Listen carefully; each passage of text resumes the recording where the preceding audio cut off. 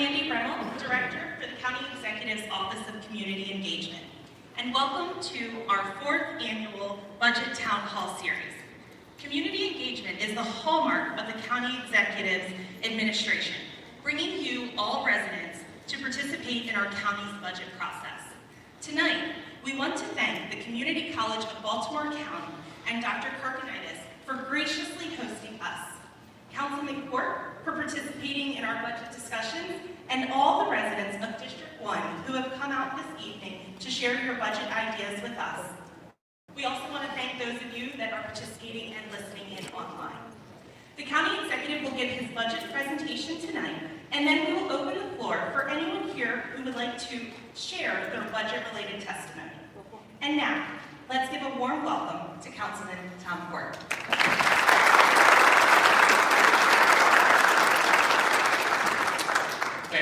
Thank you. And good evening, everyone. First of all, I just want to thank each of you for taking some of your time out of your evening to come here tonight and to be active and engaged citizens. I know how stressed many of us are for time and how many different commitments, so I really do appreciate each and every one of you for coming out and to listen to our county executive to get an update on the county and then asking any questions that you might have. And I guess I just wanted to briefly introduce my staff. Many of you know my staff. I think I know most of the people in this audience tonight, personally. And first we have Kathy Ingers. Kathy is there. Kathy's been with me 12 years now, unlike Pete Kriskumis, who was with me for 8 years. Pete Kriskumis every year, the county executive didn't take me, but I'm not holding a grudge or anything. I'm over it. And just kidding. And then Margaret Stokes, where you at,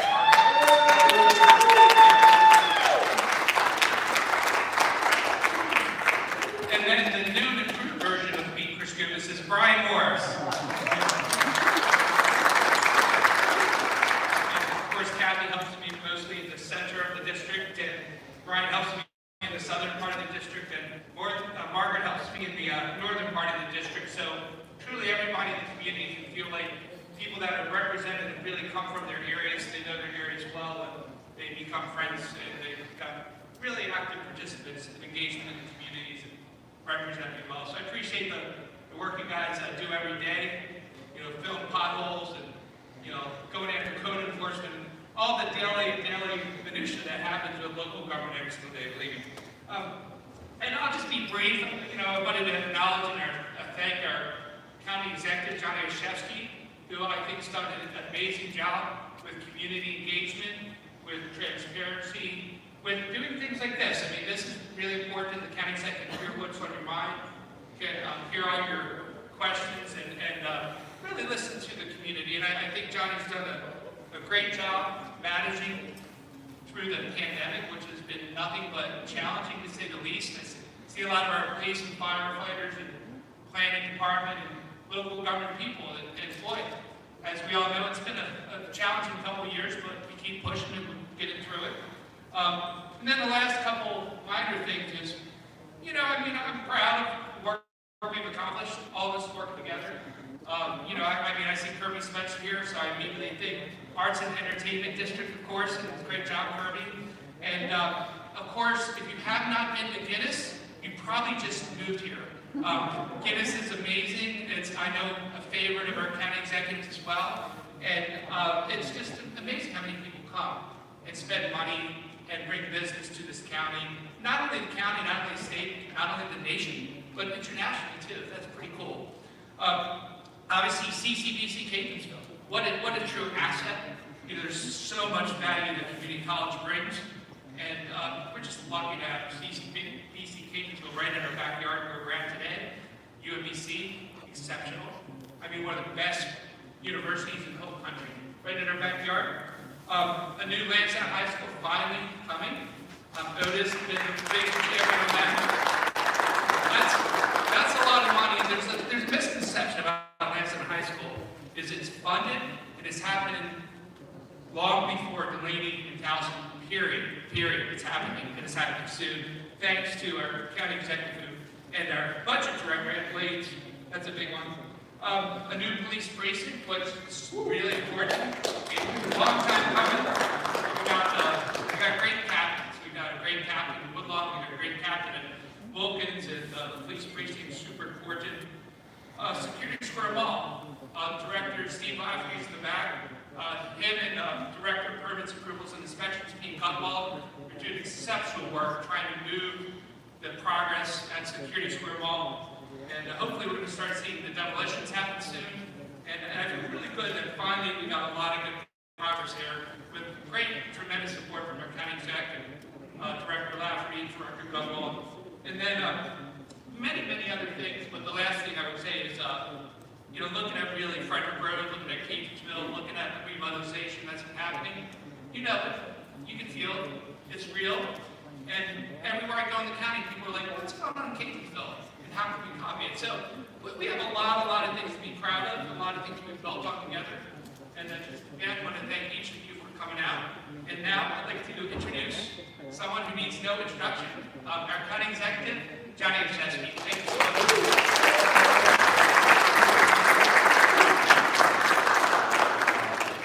Everyone, I actually think I may have an extra mic here, so I might do the teacher thing and wander on the stage back behind the podium a little bit, but it is so great to be with all of you. Tom, thank you for just your many years of dedicated service to Baltimore County.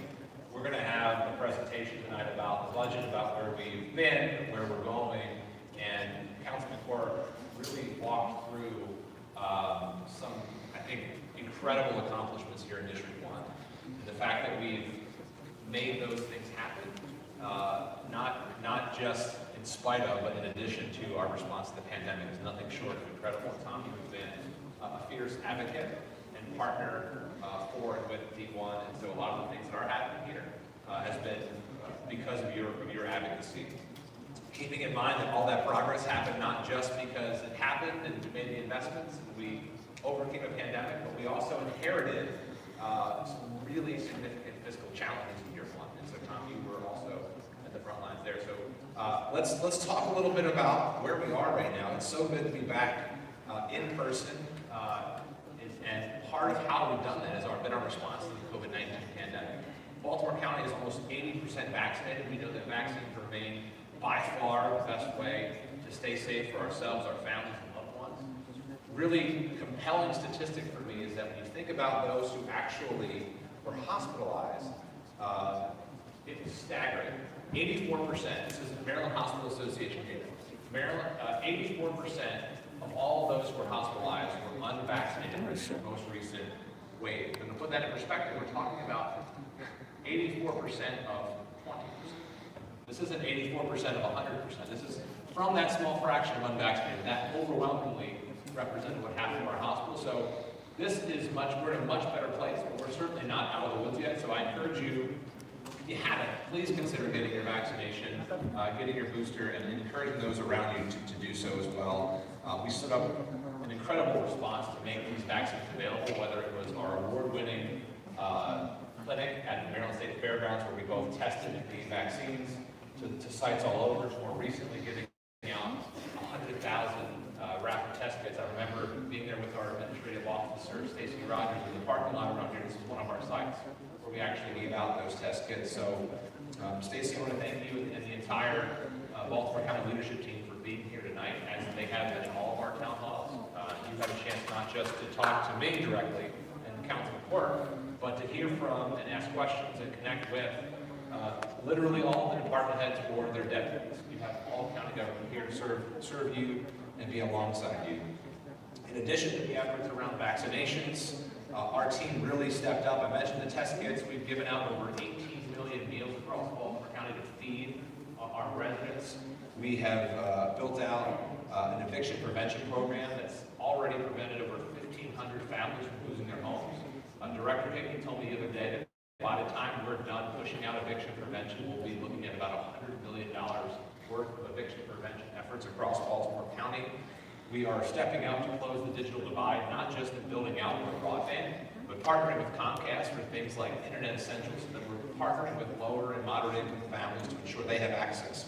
We've known that's been really important, something we'll continue with American Recovery Dollars. We stood up a child care program for our employees and some of our most vulnerable families, and we put $26 million of direct support out to our business community. This is all stuff that we plan to continue through the American recovery process. We have $160 million, thanks to our congressional administration and the president, where we can continue to invest, and we can move towards recovery and aspiring to where we should have always been, not just recovering to where we were.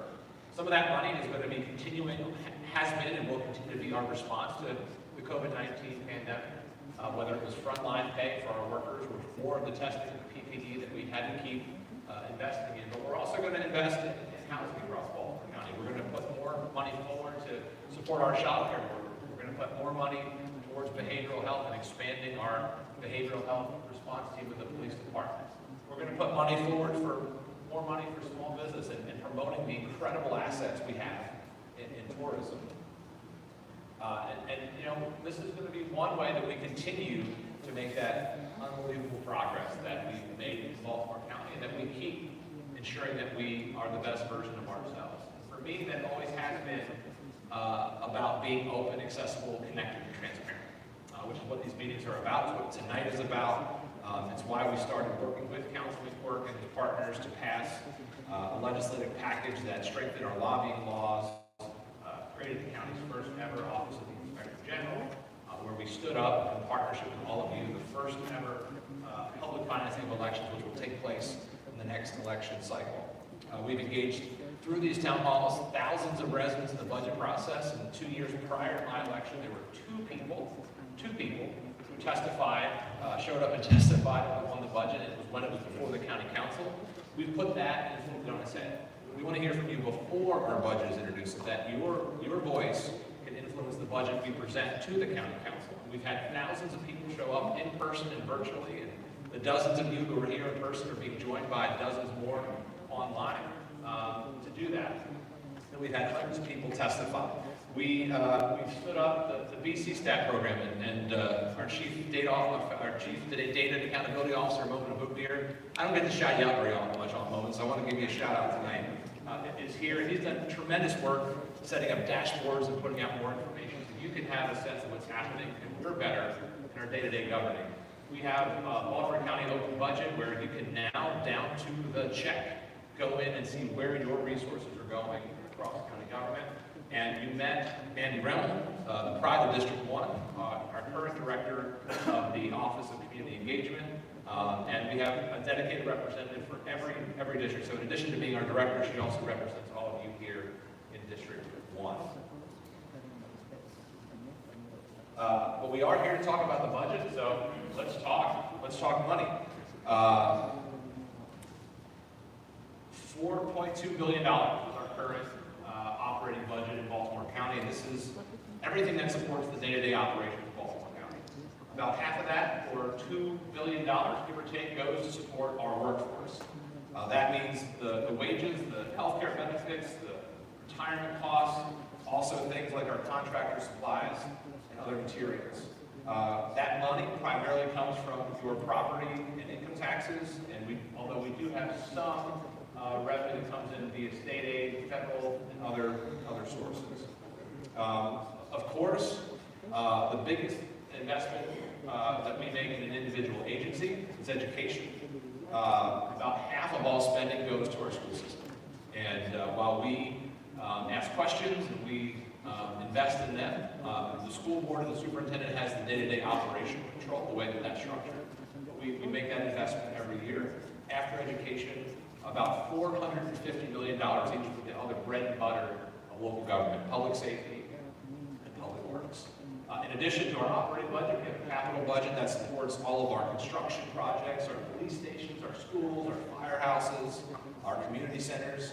As the councilman mentioned, we have, I think, approaching $10 million towards Wilkins Police Precinct, $7 million in this current year budget. We put forward $1 million. We're also looking for new land for a new Catonsville fire station. So we're moving forward, not to mention schools, which we'll talk about that later on. And these are the kinds of projects where you go to the voting booth on those borrowing referendums and say, we're asking for your authority to be able to borrow more money to invest in these. Half of our capital budget supports our water and sewer systems. But I want you to know that we're not just making the investments, we're doing so responsibly. Baltimore County is one of just a handful of jurisdictions across the country that has what is a really coveted AAA bond rating. And that means that all 3 rating agencies across the country look at our finances and say, you are the most creditworthy that a local jurisdiction can be when it comes to borrowing. And this is not only a sign of how fiscally responsible we are as a county, it also allows us to save billions of dollars when it comes to borrowing, so that helps our bottom line. But we are using our resources to deliver on vibrant communities. And so whether it's modernizing our local government and making those improvements to the quality of life, we want to be there for you. The first thing that we heard loud and clear through these town halls was the desire to see bulk trash come back. And it was back when Whitney Houston was topping the charts with I Will Always Love You. It's back when Jay Leno was taking over Johnny Carson, but it has been decades since bulk trash had resumed. And I want to thank Director DeAndre Walker, Administrator Rogers, and so many others for making this a reality in partnership with our council to make this investment. So you now should have a card that was mailed to you. It's also, you can look it up online. You have 2 pickups all year, where all you have to do is put out the 3 bulk trash items and take care of it. So that's back. One of the things we heard, but also we heard about code enforcement. So we ratcheted up. We said we're going to put 8 new. We put 8 new code enforcement officials into our budget last year. We put forward a derelict property fund, so you don't have to wait to take action. If there's a lien on a property because the homeowner isn't being responsible, Director Beltwald at PAI can now just go out, use this revolving loan, make the investment, and then when that lien comes back off, it replenishes the fund. So really want to thank Tom and the council for helping us really address some of these quality of life issues. We've also invested in our main streets across the county. Towson was named a Maryland Main Street affiliate last year in 2020. Rice Street Town got our 2nd Main Street designation. Tom, you mentioned Music City, Maryland, our beloved Catonsville, the county's first ever arts and entertainment district, where we are going to continue to see, I think, a lot of fun and progress wrapped around that designation. Actually, was over on the east side of Baltimore County tonight at Trade Point Atlantic, where we announced a brand new manufacturing plant, 2,000 jobs, $85 million annual of income generation for residents in this region, and $350 million of capital investment on a site where steel mills stopped, steel production stopped, and now we're seeing new life over there as well. And I think that's good news for all of our residents over the west side of the county as well.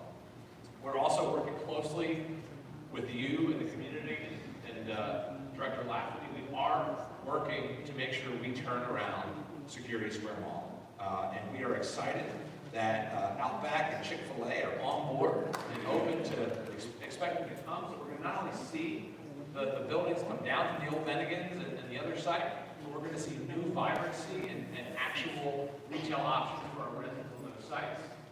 We have an RFP on the street where we're trying to find a consultant to work on a full charrette process to fully engage the community in the full future of that site. So we finally addressed the front. We're working with Director Beltwald and others, and Kirk Mitchell over in our D4 coordinator. We're trying to make sure we're taking care of the trash and the code enforcement stuff, even as we set out this bolder vision, and even as we reinvest in the site. So we're looking forward to that. We're working closely with Speaker Adrian Jones this session to see if there are state resources that might come down that we can match locally to further advance the ball at Security Square Mall. But we heard the community loud and clear, and we will continue to make progress there with all of you. Tom also mentioned CCBC has been an incredible partner. Because of Tom and the council's support, we've been able to freeze in-county tuition. So if you're a county resident, your tuition has not gone up for 3 years in a row. At CCBC, it's been the same rate. Even as we've done that, we've expanded access to the College Promise program, making sure more young people who are coming out of high school have access to a free college experience here at CCBC. We now have we're approaching 1,000 students, over 850 who have gone through that program or are in that program. We're excited. We're also expanding early college access, and the P-Tech program, which is a great program that partners with businesses and students to both finish their high school diploma and their associate degree in 6 years, absolutely no cost.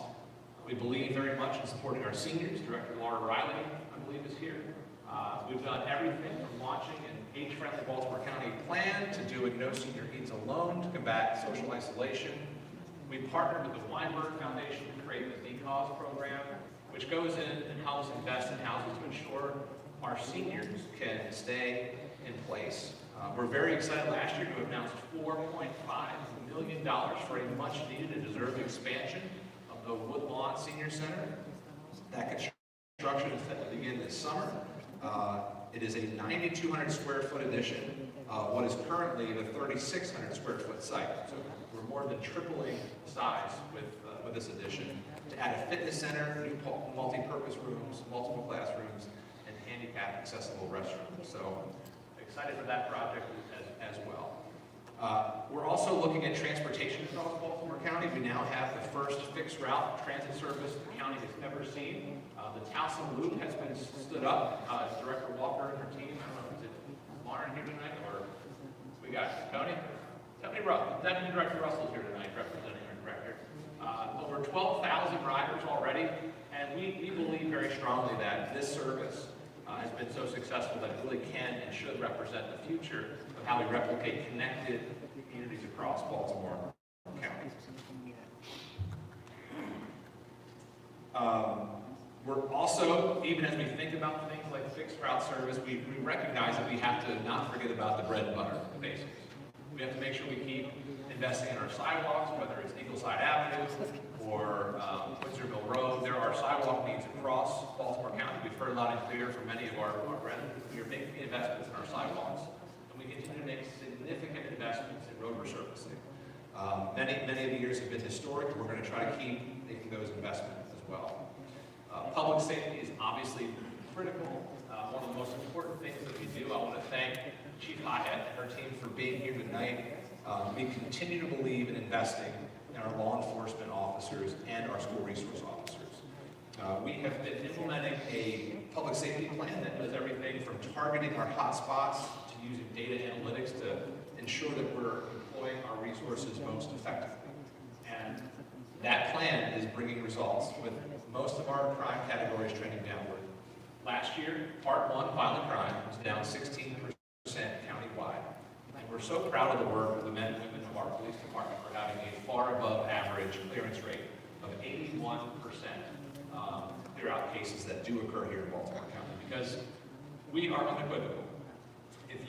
All are welcome in Baltimore County, but if you come to Baltimore County and you commit a crime, or you come here to do wrong, we will find you, we will arrest you, we will prosecute you. And that has been rolled out.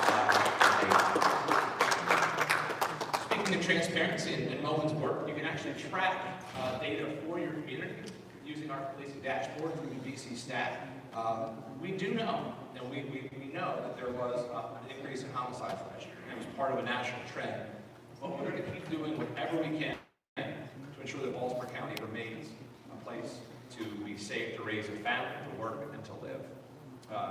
Half of all of the homicides that we experienced in Baltimore County last year, half, were believed to have either a domestic violence component and or a mental health connection. And we know that these are tragedies that cannot be prevented by law enforcement alone. And that's why we are making the investments in expanding our mobile crisis team. It is why we're looking to put a clinician in our 911 call center to better connect people with resources. We also know that it's a significant challenge to address domestic violence and connecting people with their own homes. So we are also leveraging our ARP dollars to support 10 domestic violence coordinators as well as 10 vulnerable adult coordinators. We're trying to get at this holistically, both supporting our law enforcement, but also making those upstream investments in mental health, recreation, and job opportunities. Even as we support the policing efforts, we want to make sure that our policing efforts are equitable and treat all of our communities fairly. It's why we created an equitable policing group. It's why we worked with the county council to pass the bipartisan Smart Policing Act, to ban chokeholds, prevent officers with records of misconduct from serving in our department, and codifying other reforms already underway. We're also tackling the opioid epidemic in Baltimore County, everything from expanding harm reduction services like drug take-back boxes to increasing access for treatment. And we opened our county's first ECHO treatment center at Owens Mills with Gadenzia back in 2020, and we're partnering with Shepherd Pratt to do a first of its kind hub and spoke model here in Baltimore County for people who are experiencing both addiction and mental health conditions. We're also building our own hub and spoke model in Baltimore County to connect people to a network of healthcare providers. Sustainability is another big issue for us in Baltimore County, taking big steps. We have to get the basics right first up. So back in, when we first started in office, we realized that back in 2013, recycling was discontinued. So back in 2020, we reinstituted glass recycling, but we didn't stop there. We hired Steve Lafferty first, and now Jen Iosa is our Chief Sustainability Officer. And we set a new renewable energy goal of 100% of renewable energy to power Baltimore County buildings by 2026. We're converting capped methane gas at our eastern landfill. We're putting in solar panels at our capped landfills and really moving forward. We're also partnering with BGE on things like electric vehicle charging stations through a public-private partnership. And I signed an executive order to ensure that all new and replacement passenger vehicles are electric or hybrid. Open space and parks, another area of critical investment. I see Director Johnson over there. This year's budget has a record $75 million in state and local funds for our parks and open space. That's more for parks and recs this year than in the past 6 years combined.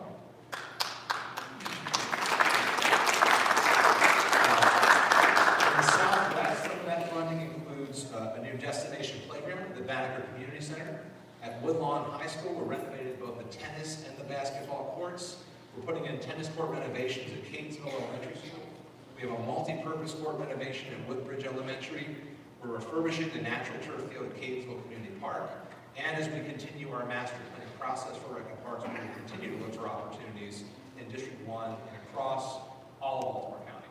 So clearly, a lot of investments needed and necessary. We're going to keep trying to make those investments. Last year, we also launched Retree Baltimore County, where we are going into communities that have been undershaded and undertreed for far too long to expand our urbanized tree canopy. We're also allocating millions of dollars for trails around Baltimore County using our ARP resources. And certainly, close to last but not least, education. Education is something that I'm very passionate about as the father of a BCPS kindergartner, a former county school teacher. And this year represents the single largest maintenance of effort increase in the county's history. That's the state mandated minimum. And we went all in to really support education this year. What that budget does is it funded all of our teaching positions that we were set to lose because of the enrollment drops of COVID, but we said we're going to sustain those positions. We funded step increases in COLAs for BCPS staff. And back in November, we stepped in with ARP funding with BCPS to make sure we raise the pay for bus drivers and eliminate pre-employment barriers so we can hire more to address those challenges that came forward. We want to thank the educators who do a great job day in and day out. And I want you to know that as we think about this budget, we know that there are hundreds of vacant positions, and our focus for me, is really about emphasizing the resources, the salary, the benefits to ensure that we can actually fill those vacant positions and bolster the strength of our school system. That's the operating side. Obviously, the capital side is a big deal. Tom mentioned the new high school. I spent my entire teaching career in a trailer, and we call them learning cottages. They try to tell us they were learning cottages then. The first year I was in a learning cottage, we had a hole in the floor. I reported it to maintenance, and we had a piece of plywood that covered it up. Year 2, I was in the trailer. We had a piece of metal cover up our floors. And it was by year 3 we finally had an appropriate floor in our trailer that was not safe and secure inside the building. But that's the context when I talk about raising the bar for all of our kids and investing in all of our communities and our schools. And it's why we put forward hundreds of millions of dollars to finish the Schools for Our Future program that we inherited, and to make sure that every school has air conditioning. Locally, school construction investment is more than $200 million. So last year we celebrated the ribbon cutting for the new Chadwick Elementary School for $45 million. I am incredibly proud that we have already fully funded the Lansdowne High School with the groundbreaking set for this fall.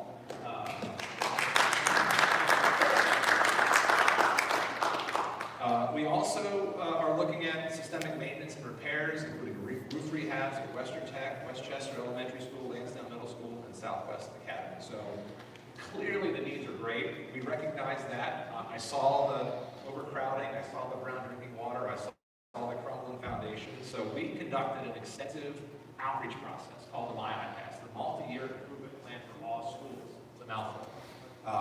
But it engaged over 22,000 residents of Baltimore County. And we talked about everything from facility condition to our capacity needs, but also the school's ability to actually meet the learning needs of our students. And we worked with outside independent experts to really look at a holistic view of the school system. And what the culmination of those efforts was a plan, a long-term 15-year roadmap that represented $2.5 billion of investment over the next 15 years. It touched every school. It was fully paid for with funding mechanisms. And it also creates a place for every student within the school building. So I talked about a trailer. MyIPass will end the need for trailers in Baltimore County within the decade. We invest in CTE, career and technology education. We invest in STEAM and STEM. We invest in community schools and special alternative schools that we're honoring the blueprint for Maryland's future. In the Southwest, we're looking to increase capacity at Featherbed Lane and Woodbridge, in addition to building that new Lansdowne High. And throughout the rest of the district, MyIPass has every school receiving capital investments and systemic maintenance to improve the learning experience for all our kids. Now, MyIPass is transformative, and it's a solid baseline. But I challenged our teams to go further and to do even more, because it was just based on what we knew we had for funding. We are the third oldest and the third largest school system in the state. And so while we have committed record funding and we have pushed for the Built to Learn Act, which was great, I want to thank all of our state legislators for helping us get that over the line, we can and we want to do more. So the current budget for school construction, the county's been putting forward about $100 million a year locally. And the state, give or take, has been doing $40 million a year or so through their capital improvement plan, their CIP. With the Built to Learn Fund, which again is transforming the state, doubled its investment in Baltimore County. Another $40 million. But we know that we can and we want to do more. So we are now looking to sustain that level of matching from the state throughout the duration of this 15-year period. And what does that mean if we raise the bar and we invest more? It means that we can invest more in all of our older high schools. It means that we can do not just Lansdowne, Delaney, and Towson. We can go to all of those older high schools and raise the bar for renovation and improvement. It means that we can build classrooms for 3,000 more pre-K learners as we expand pre-K programs as part of the Maryland Blueprint. It means that we can improve security in our schools across Baltimore County, and it means we can modernize our classrooms. So I'm convinced that together we can and we will fight for high-quality schools in every single neighborhood. We have a roadmap. It's largely funded. We're going to just keep pushing. So I introduced my budget to the council in April 14th. The council has until the end of May to review, ask questions, and Tom is very good. He's among the best with the rest of the council in doing that. But as we're putting that budget together, it's so important that we hear from you because everything we've done has been because of our partnership. And so I want to thank you for your presence tonight. I know the council and I look forward to hearing from you about your budget priorities. And so with that, we will turn the floor over to you about what you hope to see in the fiscal 23 budget. Thank you.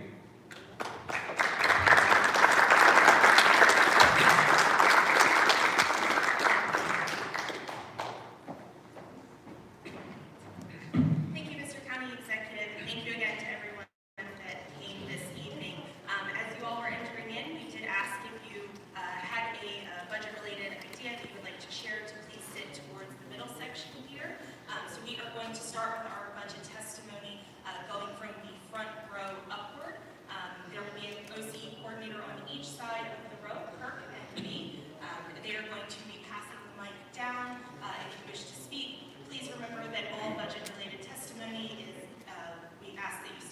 2 minutes.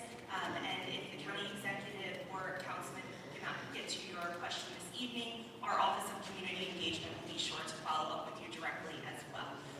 We look forward to it, and I will first go ahead and have Kirk start on his side.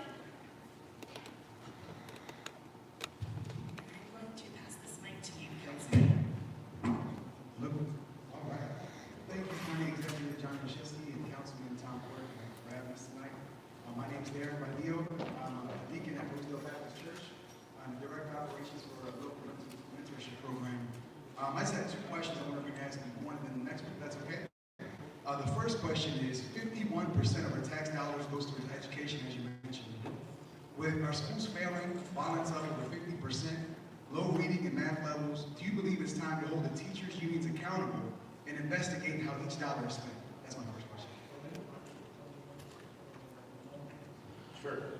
So I will say that our teachers union is actually a great partner in this. They are advocating for educators who have been working under incredibly trying conditions. And so I don't actually think that our teachers union are the enemy. In fact, we look at all of our labor groups as partners in the work that we do.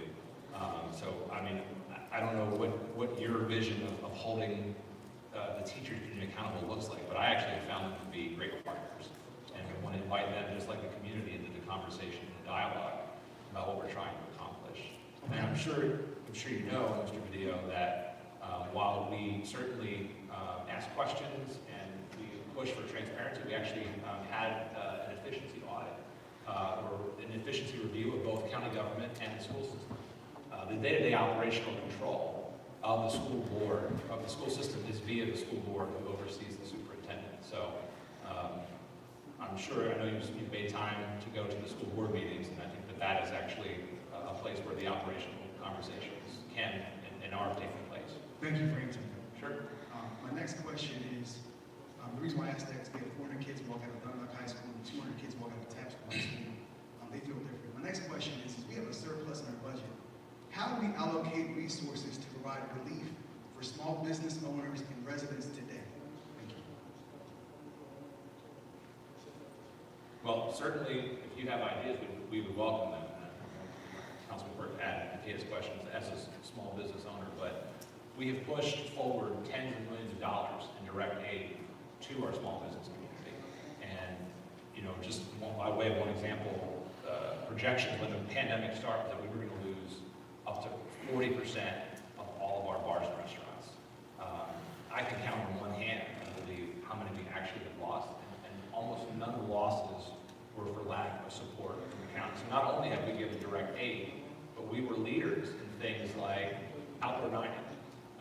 We were leaders in flexibility in waiving the liquor license fee for a year. And it goes back to that partnership I talked about with our labor unions, of actually sitting down and talking to the chambers of commerce, the businesses themselves. We've had business roundtables so that we are listening to their needs and delivering on trying to help them through these very trying times. And I'll just say, very briefly, I could not agree more with the county executive that it's not the teachers, the union, they're not the issue. Matter of fact, they're part of the solution. I spent a lot of time talking to teachers.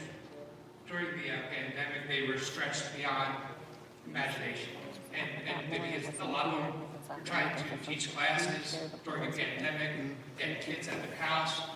I mean, there was a lot of struggles there, so I mean, I totally can agree more with the county executive and feel like the question was way out of bounds.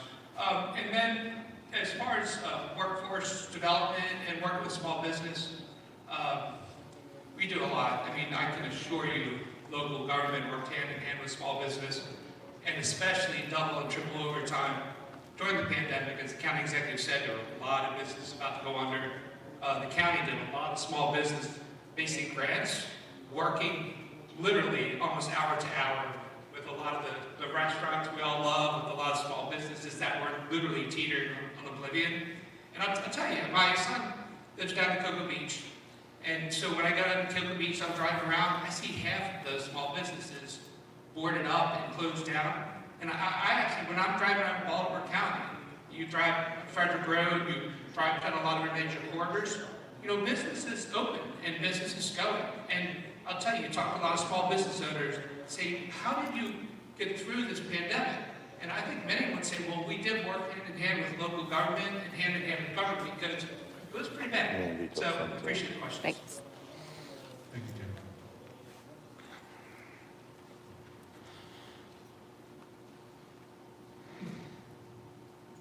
Good evening, everyone. My name is Cephas Morel. I live in Capenville, Oregon Way. It's a street that's only wide enough to accommodate one car at a time. We have to take our trash about 200 yards, and it's an avenue, so it can be picked up. I'm 80 years old. A couple of there are only 4 people with houses on my block.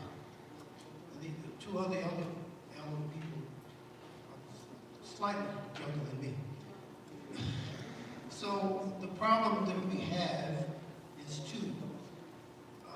taking the trash down there, Listen Avenue, and I have recently received a fine of $900. Yes. The complaint is we are supposed to take our trash over 200 yards to Emerson Avenue in 33-gallon metal containers. Okay?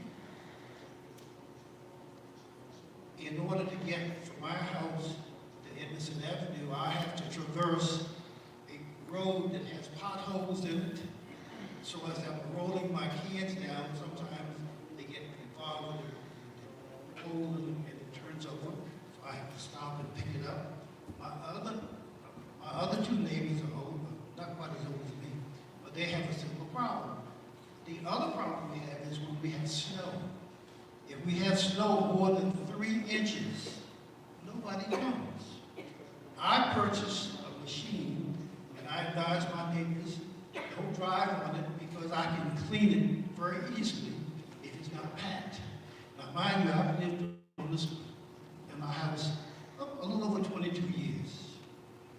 And I can count on one hand the number of times that our road has been salted or plowed. In 22 years, mine got 5 fingers. Okay? So what I do, we have snow. I get up in the mornings, get on my machine, and clear the road. Because if we have to go from Edmondson Avenue, we have to go up a slight hill. And if it's icy, you can't make it.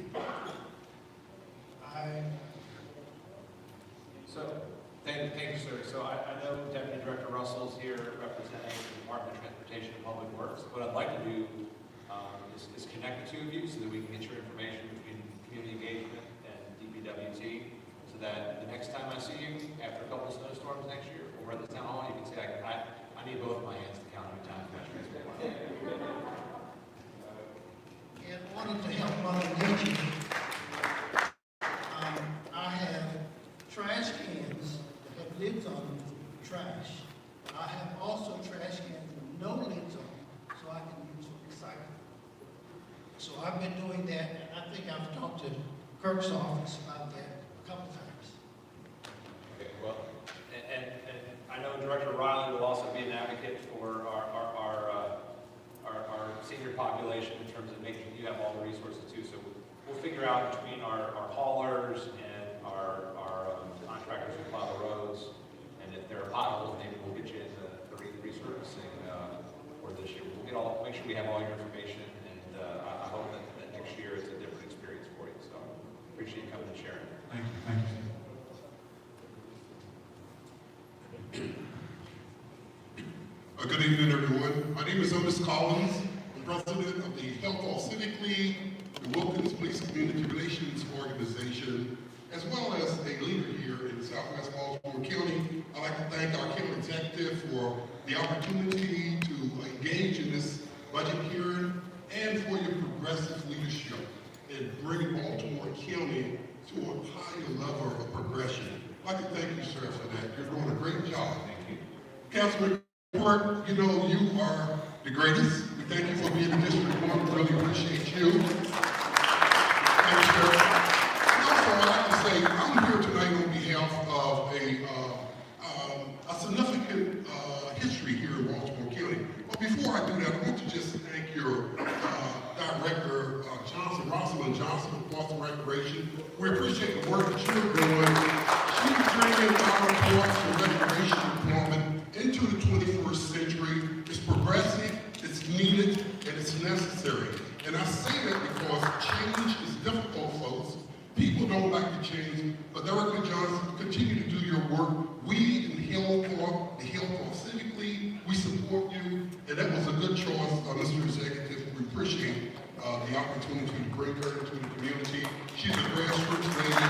Also, I want to thank Tom Curtis' office here. I see Kathy down there, Brian, and Marguerite, and also Pete leaving out. And I would be remiss if I missed Mandy, because she represents your office as well, and she's just extraordinary young lady. She's brought us all together. And finally, we have a Parks and Recreation Director for District 1, which is Desiree Mundell Collins.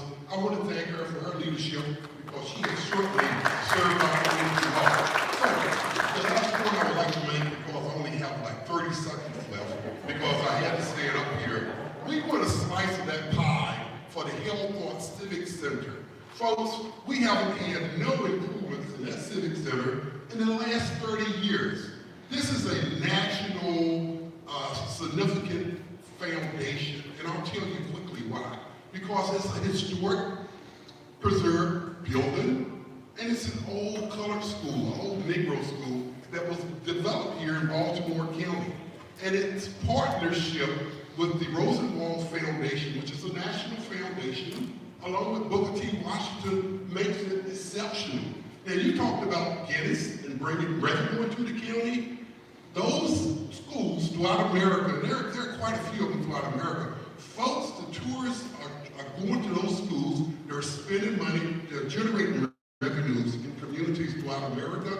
And you know what? Baltimore County can get a piece of that pie. But before we can get a piece of that pie, Mr. Executive, we need a piece of the county pie in order to get that building up to its standards.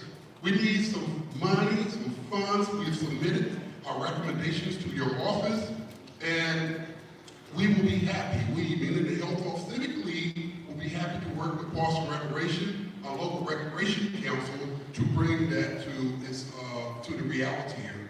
So, in saying that, all I would just in closing, please consider the Hilltop Civic League, that historic building with national ramifications. Thank you all for your time. And I have a team of people here also tonight that's going to speak on behalf of that. And we can cut their time short since I've cut into some of their time. I got a team of us. There's about 8 of us here. So I'll thank you. We're not going to take away your time. You're good. Let me just thank you for all that you do, advocating on the rec front for the community. What you do, on our boards and commissions. You are a stellar example of community servant leadership. So thank you very, very much, sir. Yeah, I just wanted to echo that, Otis and Desiree. I mean, talk about citizen activists, people that are always involved, and these two are two of our best. And I did want to put a plug in for Otis's organization that he helps run, Wilkins Police Community Relations Organization.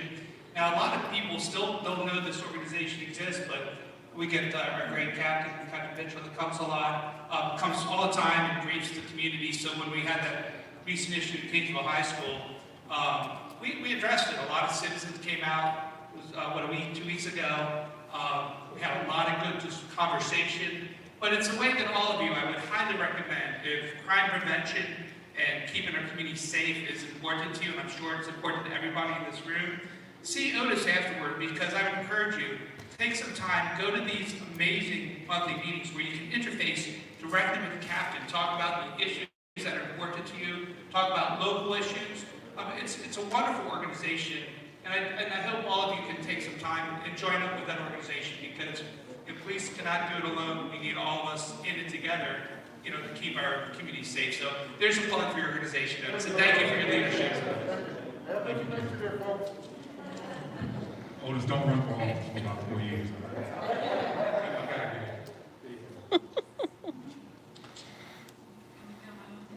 I'm a little out of my element, so usually not talking. Sorry.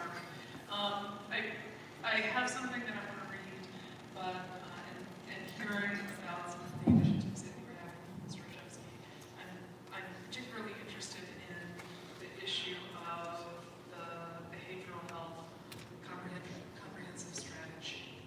I am interested in that because it's very rare that a person hears about help for people who are autistic, particularly adults. I'm an autistic adult, and it's very, very challenging in the realm because you don't really fit into behavioral health, and there's not a lot of supports. 75% of autistic adults are unemployed, like myself. I love working, but I'm unemployed. There's issues about that. So states like Pennsylvania have peer-to-peer programs for autistic adults. That doesn't exist in our state. It would be fantastic if within your initiative for behavioral health, you have something for peer-to-peer autistic help. That's for an autistic person to work with another autistic person. That requires training for the autistic person to work with another autistic person, but there are life experiences that like neurotypical people have no clue about and how to negotiate. I am an adult. I didn't get some resources or services when I was younger, so I had to struggle until the last 5 years. 5 years ago, I probably would not have been able to speak. I had not that ability. So I've had a lot of challenges, and I've thought about this a lot, and I'm glad that you have something in there for behavioral health, but please try to think about autistic persons. Autistic persons also very often have problems with the police, and it's just ridiculous. Then I'm going to move into something a little bit more fun, let's say. I love the idea of what you're doing with recreation, tennis courts, basketball courts, things like that. But all the counties around here have fantastic pools. Howard County, Anne Arundel County, PG County have indoor pools at Olympic size 15-meter pools. Some of the pools, like in PG County, actually serve as multi-use centers for senior centers and for other things for the community. And I think that should be considered, maybe even with the Social Security facility have retail, like whatever, small businesses, wellness, but also a big ass pool for people to swim in, because it's fantastic. Swimming is a lifelong activity. Swimming is a lifelong activity, and for me, I'm a swimmer also. I love seeing little children and older adults swimming, doing whatever, because when you're in the pool, nobody really cares what you look like. It's just fantastic. The other thing, I think I'm going to make this short. This is not necessarily a budgetary issue, but it will become a budgetary issue. There was an issue, CZMP issue 130 of the 2020 CZMP. This is a lot on the Trolley Trail, 9 and Noella Avenue. This property has become a parking lot, and it's perhaps the person has not gotten grading or permits for that. But what I'm trying to get to is the councilman went against the recommended development, the planning development recommendations that the lot only be utilized for parking for the small area that already existed. Right now, the lot is completely bulldozed, and it's full of vans, moving equipment, and a big, huge tow truck.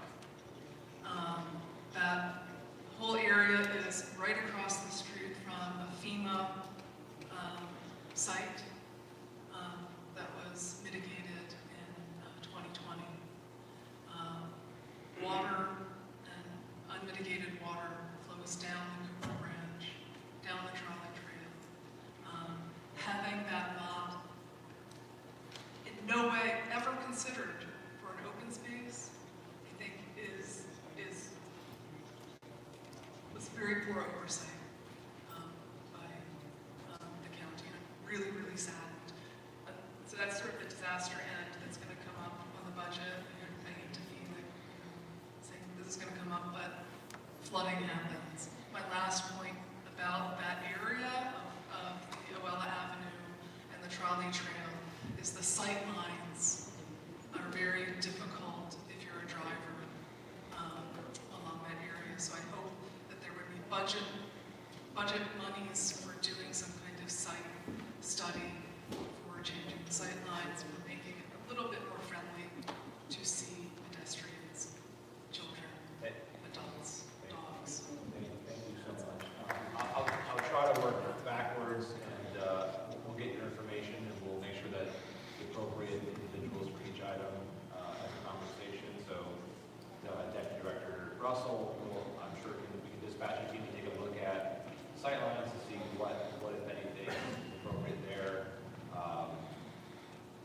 I'm not familiar with the CCMP process. It's more of a council, so I'll leave that to the councilman.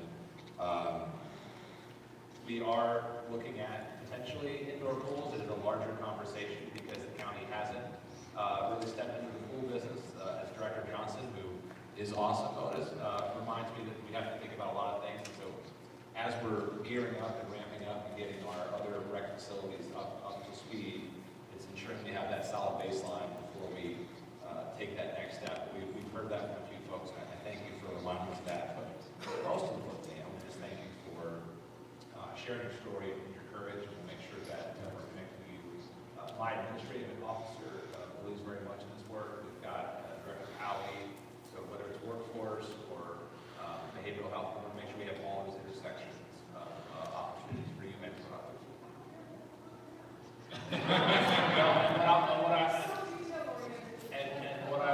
What I will say is, like most other businesses, we are hiring. So we'll make sure we connect you to the existing opportunities, and but we also want to be intentional about exploring if there's a best practice peer-to-peer program that we should be doing. The state's not, we can step in. We want to do that too. So happy to try to connect you. Yeah, absolutely. Yeah, thank you. Yeah, and I'll be very brief. I know we have a lot of people with questions here tonight. I think pools, I definitely hear what you're saying there.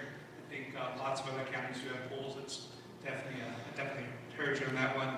Autism, I think you make a great point. And I do think there's a lot of work we can continue to do, and there, and I completely share that sentiment for sure. The Oella, right where you're referencing, as you may know, we've spent hundreds and hundreds of thousands of dollars in flood mitigation, exactly right there, to really offset the big flooding. So we've spent significant capital to specifically address the flooding. And then as far as the CTMP, that's private property. As you may know, and the gentleman that is taking the parking lot owns the primary, and that CTMP issue was widely supported by the Greater Oella Community Association, and we had a lot of people that wrote letters and supported as well. Most of my CTMP issues have strong support from the community. Saying that, I know not everybody's going to agree with every decision, but I'm really proud of what's happening in Oella. It's amazing revitalization. I think Jake Patel's doing a great job, and I'm a neighbor. I live right down. Literally, I can walk, and I do often walk right past that almost on a daily basis. But I do appreciate your comments. Director Johnson, you want to correct me on anything about rec or pools or? Not at all, Mr. Cummings. I can email you. And we will be in touch with you, ma'am, because you possess a very special skill set that I think would be beneficial to our department. And let's not forget how big that pool was.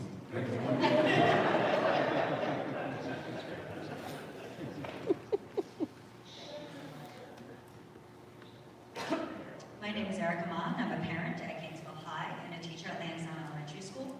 I'm here speaking for all BCPS students and teachers. I'm here to ask you to please fully fund the school budget for next year.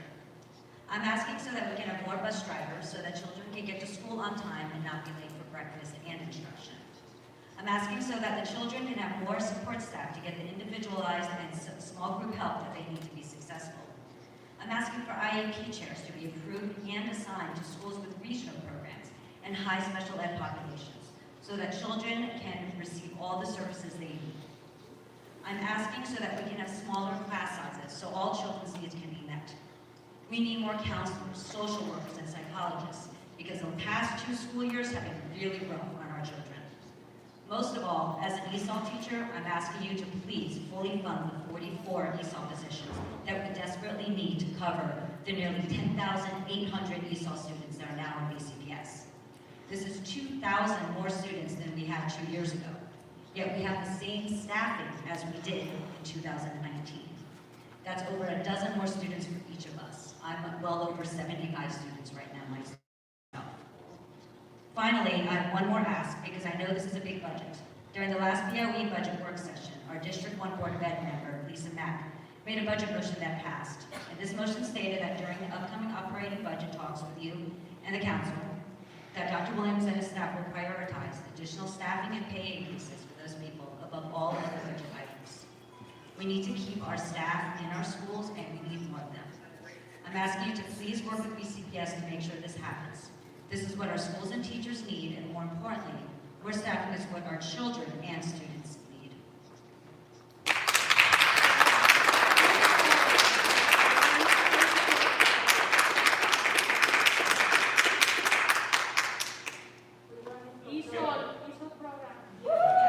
Erica, thank you for your service in the school system, but also for your advocacy on behalf of all families. You know, I'll just say briefly as well, another really great community activist and exceptional education policy expert in District 1. Erica really understands schools. She's a great example of one of the teachers we were talking about earlier that really gets involved and engaged and really helping this area of the community. So thank you for your advocacy and definitely hear you. Hi, good evening. My name is Winnie Carpenter, and I'm also from OLA, and I have a couple of things that I'd like to bring to your attention. I did send an email in about the road failure for OLA Avenue. I want to thank you both and your representative community, and you were there for our site visit, so we do appreciate that. So we would like to know it's progressively getting worse, and the road is going to fall into the slope down to the road. So I did send those pictures to you for this meeting, so you should have that. So we'd like to know what that update would be. Also, as Julie had mentioned, there was a mitigation project for Cooper Branch that was in 2019, but in 2020, it flooded again.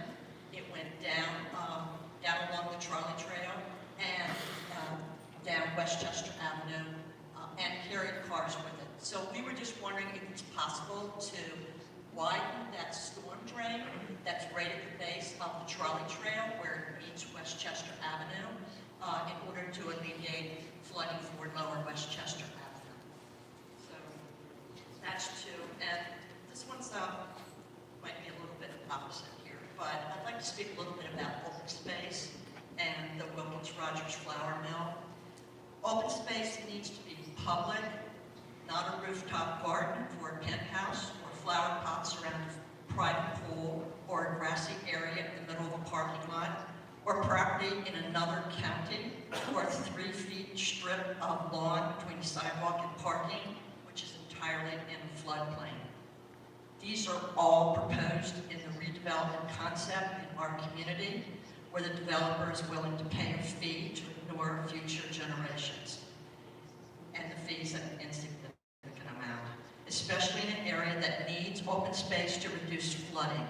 During the development process, please require all open space to be accessible to the public and deny the advantage of paying fees in floodplain areas to destroy open space. Thank you.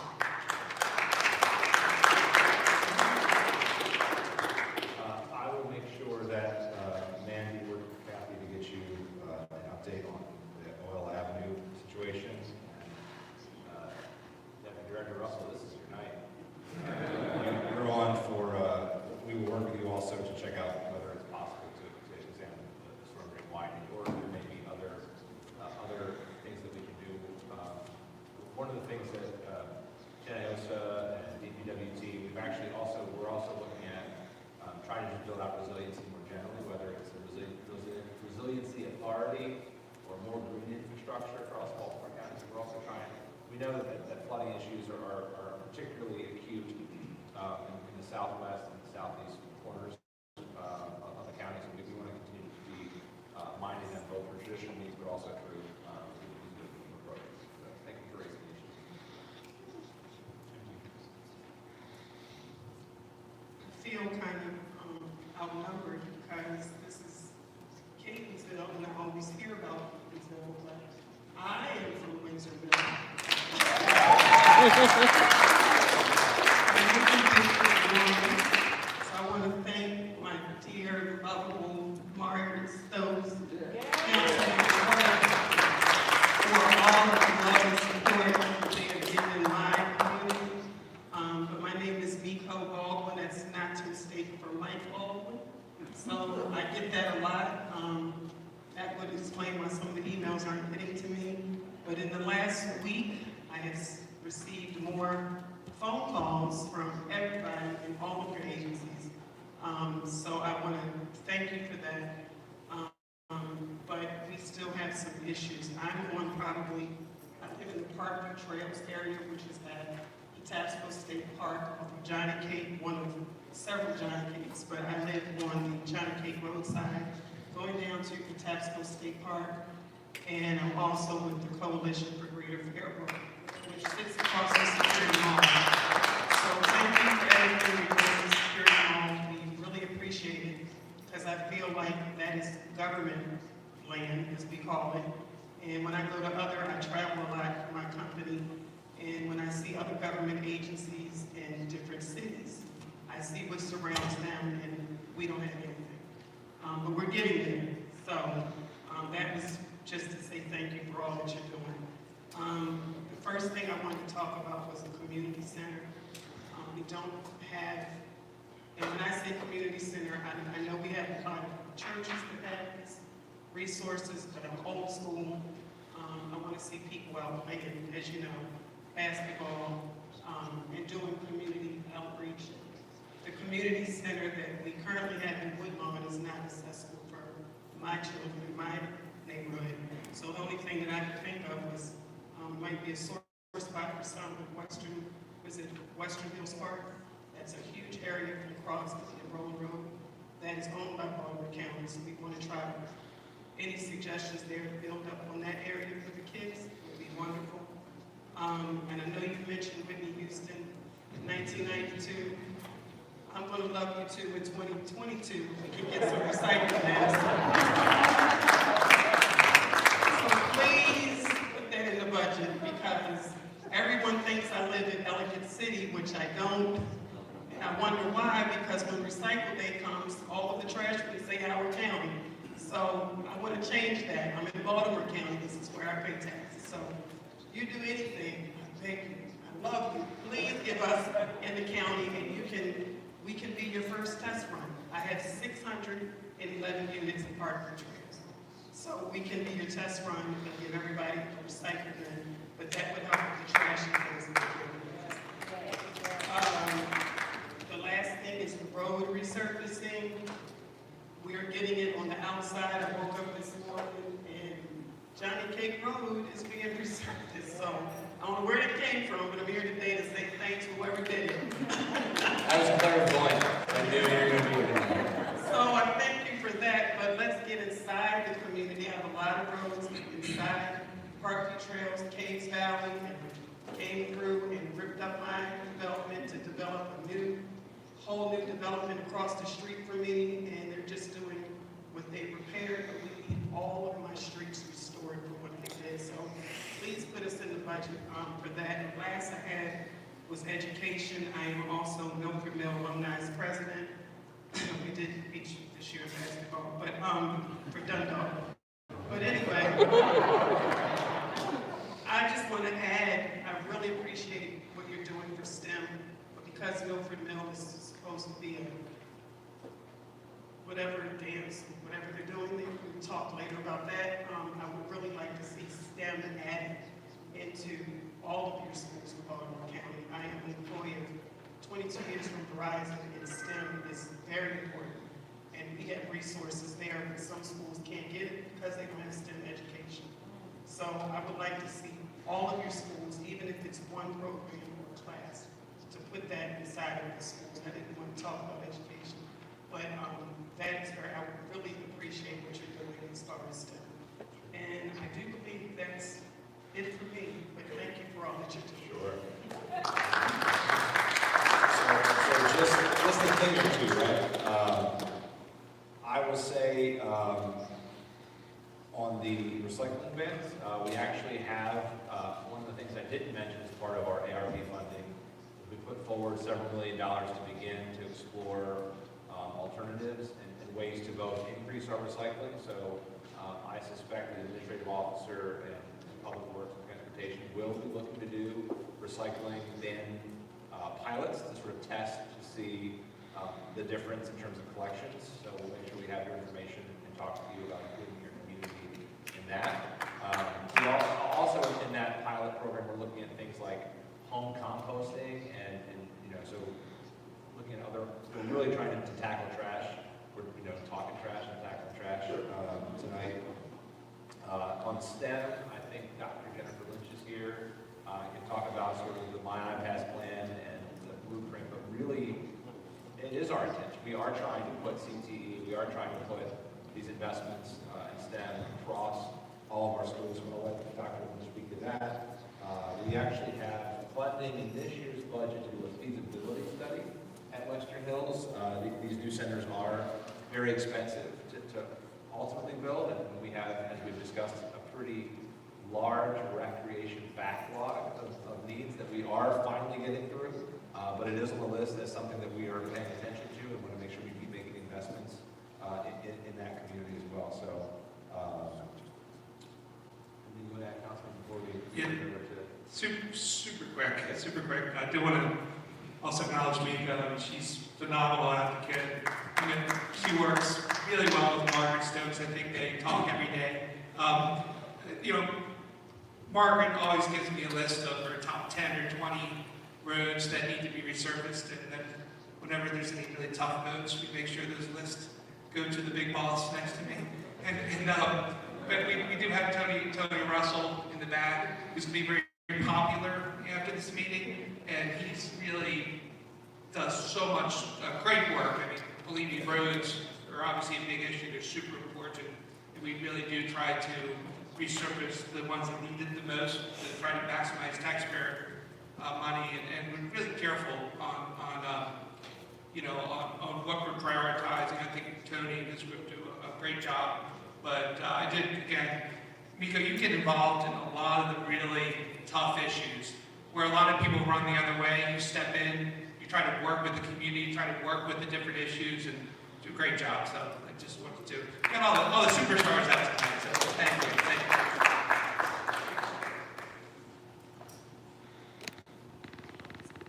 So I'm over here, Dr. Jennifer Lynch. So I just want to talk very quickly about STEM education.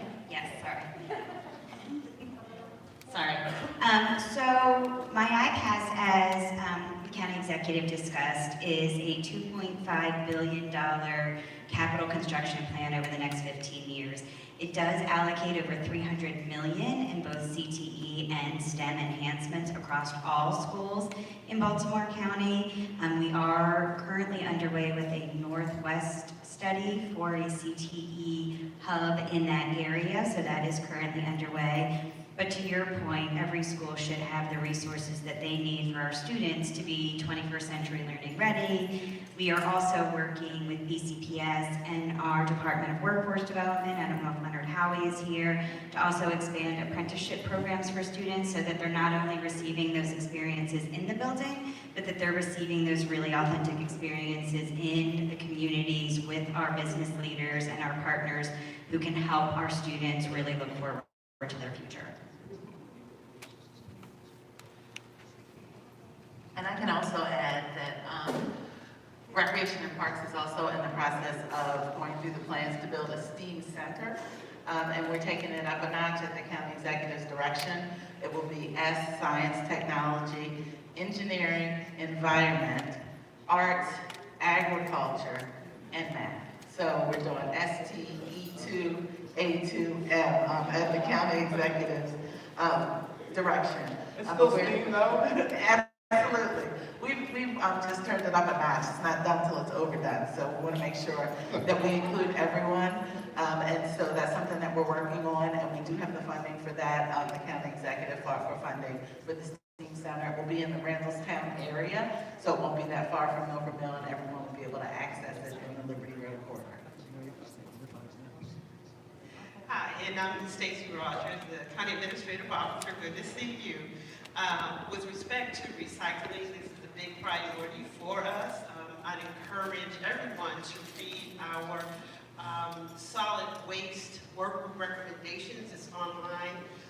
One of the areas that we're looking at, and Mr. C.E. talked about the pilots. There's a couple pilots, recycling is one, but a pilot around food waste. When you look at what's in our trash, and having spent this last year really focused on trash, every time I look at the trash can, I make a conscious decision about what I'm putting in the trash that goes into the landfill. But, you know, our goal is to reduce what goes to the landfill by you know, looking at recycling in a different way. I hope everybody received their updated calendar. Wasn't it beautiful? I was like so excited. Look at this. This is about trash. But education is the first thing, because we control, you know, what goes into our trash. But the other pilot is about food waste. A significant portion of what we put in the trash is food waste. So we're working to bring that along. But our first priority was to get bulk trash up and running, which we did. It was funded July 1st in the budget, thanks to the council's support. And it was up and running in January 2022. That's less than 6 months. I feel like the government moved very swiftly to make that part happen. So we're looking at making sure that we keep moving through the priorities. We've touched about 8 of the priorities in the plan. So the strategy of what we do with it after we collect it. So it's a continuum of things we have to do. But please take a look if you haven't seen the solid waste work group recommendations, because we are working through them. So you know you've hired, and go ahead and say that, sir. You know you've hired a county administrative officer well, and they get excited talking about it. Good evening, my name is Adam Rosenberg. I am the Vice President for Violence Prevention and Prevention of Lifebridge Health, and the Executive Director of our new Center for Hope, which is our comprehensive program addressing child abuse, domestic violence, elderly and community violence, serving Baltimore City, Baltimore County, Carroll County. I wanted to address that, the privilege of working with Ms. Rogers when she was in the city, and of course, Chief Hyatt there, two of Baltimore's finest that are with your team. I'm also a proud Baltimore County resident and a big fan of Braxton Track's representation as well. I wanted to bring to your attention, I'm glad you mentioned domestic violence in the slide there. Our DOVE domestic violence program is located at Northwest Hospital in Randallstown. Over the last 4 years, particularly throughout COVID, we've experienced a significant increase in calls for service. This is due to a couple of reasons. One is domestic violence went up significantly during COVID.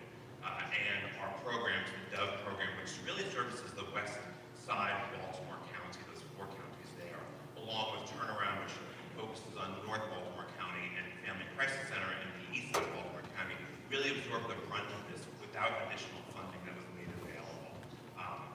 Compounding that was Family and Children's Services left Baltimore County about 4 years ago, and our DOVE program picked up the balance and the slack there.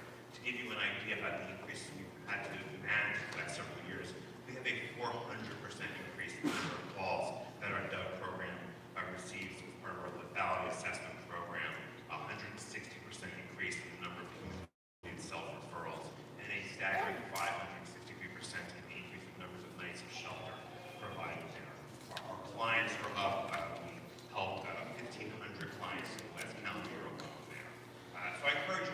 budget. It's great to see that there are advocates for both domestic violence and vulnerable adults, something that I do want to follow with you regarding our elder abuse program. But we need more support for all of our domestic violence programs in the county, particularly because we're one domestic violence provider short now to have that there. And adjacent with that is the need for not just shelter housing, but transitional housing. The fact that we spent 587 nights of shelter houses is one thing. Putting people in hotels, but we need to transition them to healthier, safer places there. And it comes down to funding to be able to do that. And the last part of that funding, which I think should concern certainly all of us in the public safety realm, is many of these programs, Baltimore County is a huge recipient of VOCA funds, Victims of Crime Act funds, which come down from the federal government, from non-taxpayer dollars there. We're in a significant VOCA deficit that will be ameliorated in about 4 years, but in the meantime, the governor needs to put funding in the budget to fill that gap.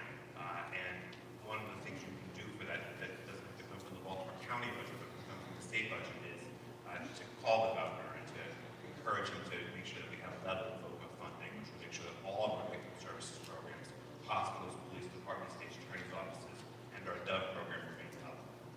Thank you. Thank you. And then just want to thank you and your colleagues for the work that you do day in and day out, particularly through this crisis. We will certainly look at all the issues you raised. I do want to give Director Terry Hickey of DHCD an opportunity.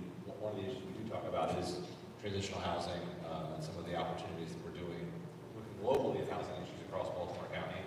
Until last year, we did not have a housing department, and I want to thank Councilman Quirk and his colleagues for seeing the need for Director Hickey and his team to come in.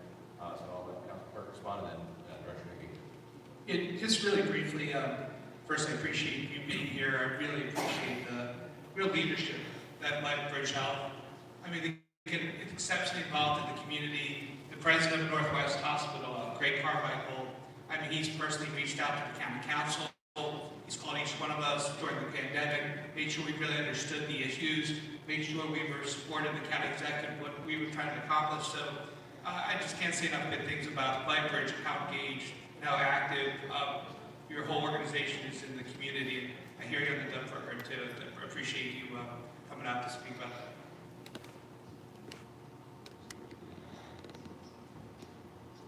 Sure, I'll jump in. Good to see you. In the county as well. So this is a good PSH, I guess, for the fact that housing has a unique opportunity. We're blending together probably the strongest ever homelessness prevention and intervention team the county's ever had. We now have a full-time homelessness chief. The biggest part of the work is actually to figure out how to braid all the funding together. Baltimore County's traditionally had issues communicating between its voucher programs and subsidy programs and supportive services, providing support for the providers in the community, and then again figuring out how to drive these real permanent housing outcomes. So we have new funding coming up. It's home ARPA. It's one of the last elements of ARPA funding.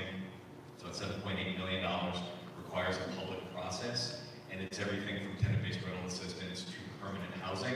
It's not enough to build things on its own.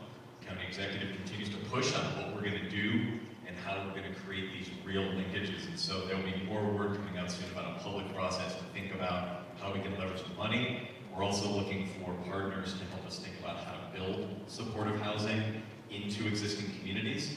And we're going to need support from communities to get this done. So I'm going to put that up there as well. Thank you. Good evening, everyone. I just want to remind everyone, just a friendly reminder, we have a lot of speakers here this evening, and we have a drop-dead time limit to be out of here. So if you could please keep your comments to around 2 minutes, we would really appreciate it, because we want to hear from everyone tonight. I know the county executive and the councilman definitely want to hear from all the residents that attend tonight.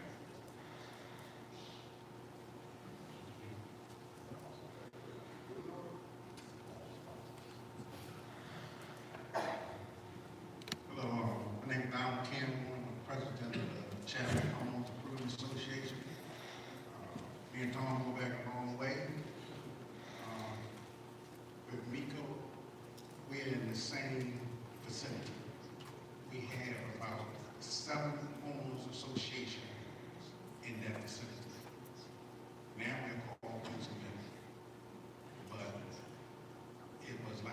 forgotten part for a while.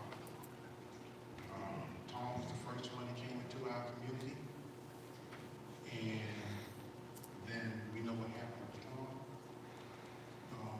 We have formed a coalition where we found out that all our own associations that are together have the same similar situations and problems. We work so close with Mark. She's, I can't say enough about that. Really. And what has happened is that I want to talk about two things. I'm trying to keep it real short. One of them that she touched on about the recycling. I was talking to Miko, and that's what she said about the recycle bins. We have about 1,500 homes in our combined associations with the settlers. She has about 600. I have a little over 300. And I'm the gateway community that comes in back there. So when you first come off of all road security, my community is the first one you see before you get back to the other 6 communities that's in that vicinity. Well, like I said, there's a pilot program about protecting us first. Okay? Number 2 is that I understand we have gateway signs in a lot of other communities, but in our communities, the settlements, there's no gateway signs. If you come off the Security Road, you won't even know what's back there. But it is a huge part back there, Windsor Buildings. And you have that, where we can have the gateway sign. That's right there. Okay? That look, so people will know what's back there. We've been back there since 1963. The last and not least is my pet peeve that Tom will tell you about. And that's the traffic. Fairmont Road is the longest road that leads from there to go through from one end of Road Road all the way back almost to the Howard County lines. And now that Tom, with his diligence and that development back there, put a pond back there, which was the greatest thing that could have happened to us, that pond back there. But now we have all these additional homes back there where the traffic is horrendous already. We can't get the traffic calming on Fairmont, which is the main fair thing from there, because they converted it to what they call a theater. But you can go outside outdoors anytime. It takes you 10 minutes to get out of the driveway. Some of the cars run down there so fast, I think they got numbers on the side. But I'm just letting you know how it was. Tom could take me, came in there, he almost got hit throughout the community. Well, I'm just saying that traffic calming, the things that we need, the recycling, and also some gateway signs to let people know what's back in our community. We are a real big part. Thank you.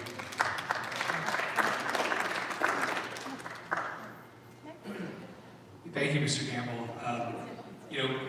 We have been together a long time, 13 years and counting, and I just appreciate your advocacy and your leadership through many, many challenging issues, but working together. So thank you. Thank you so much. Definitely hear you for sure. Good evening, Councilman Quirk and Superintendent, actually County Executive, Johnny Ospolcheski. So nice to be here tonight. I'm here, my name is Sarah Quirk. I live in the Gainesville community, but I work for Maiden Choice School. And those of you that don't know, Maiden Choice School services the special needs population for the entire Southwest area. I have proudly worked at Maiden Choice for 15 years now and serve in the role of occupational therapy there. And so why I'm coming here tonight, and you guys have heard me speak about this a lot, we need a new school. And I know everybody needs a new school, but Maiden Choice, who is servicing the severe and profound, and now we have, students with trauma-based learning, because we're getting all of those students as well, and we're struggling. Like many schools, we're short-staffed, we can't retain teachers, we can't retain instructional assistants, additional support assistants, and therapists, and we need a larger space. We need those safe spaces. Our building is not safe for the population that we have. When you talk about a pool, we'd love to have a pool of Maiden Choice. We know that Cedar Lane in Howard County has one. What a great spot to rebuild someplace and put a community pool that special needs and people can use. We need the community's help, not, we love our politicians, we want to get involved. My parents can't come out and advocate. They don't have time with those students. The students go home and that's what they do. So I'm asking that Maiden Choice be placed somewhere on this upcoming budget because we can't ignore the Southwest anymore. We have a very large, very volatile group. So I'm just asking for your support and thank you so much for giving me the time.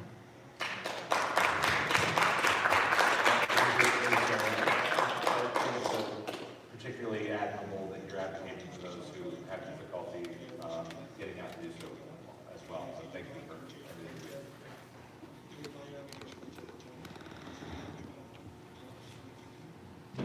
I'll keep mine short, please. It's written down here. My name's Sharon Huffman. I serve on the Advocacy Committee of the Student Support Network, which is a nonprofit group that assists students in poverty in, I think right now, 14 Baltimore County public schools. So I'm here tonight to ask for Baltimore County to support full funding for 3 food programs for children and adults who live in poverty in our county. The Summer SNAP program, which is a supplemental nutrition assistance program for children. I'm increasing the monthly minimum benefit for SNAP and Maryland Meals for Achievement. Summer SNAP for children would help over 50,000 children who live in extreme poverty in our county by providing food during the summer months. In District 1 alone, the majority of elementary schools report that greater than 50% of their students qualify by income or for reduced meals. Without summer SNAP, these children are at high risk for food insecurity and hunger during out-of-school times. Full funding for Maryland Meals for Achievement would provide universal free breakfast to over 19,000 students in schools that qualify but are not currently participating due to a lack of funding. These schools include Lansdowne High School and Woodlawn High School, who together have over 1,000 students whose households receive SNAP benefits, but those children do not have access to breakfast in their classrooms.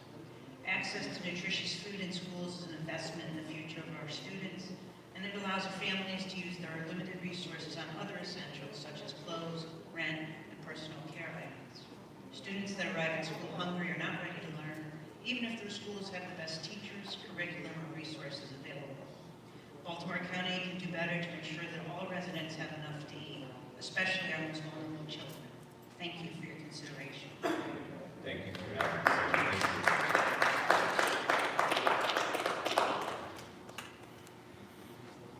Good evening. Thank you so much. My name is Julio Lobo. I am here with this group of persons who are one of the people who represent a large Hispanic community in Baltimore County. I will try to tell you in 2 minutes so many years of frustration their community has been going through. Since 1993 to today's day, the Hispanic community in Baltimore County has been growing. I'm sure we are aware of that. There has been a lot of growing into the community, such as a lot of business, such as a lot of families that have been immigrant to the state. We have been battled a big battle through the Red Cancer. Not specific with you, Mr. Johnson, but this is going through years.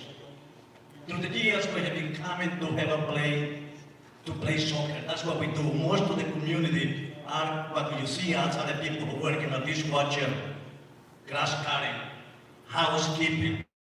Then the Sunday is the only day that they have to go to the field and play the sport, which is benefits the community. When you make a budget, you make a budget for the community, and we are part of the community.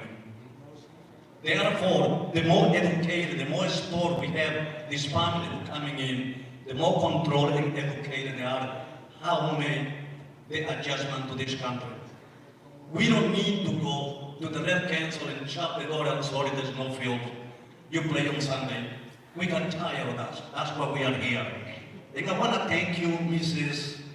Make sure I don't pronounce her name wrong, who has been coming to our meeting because we are organized And she's the one who told us to come in here, okay?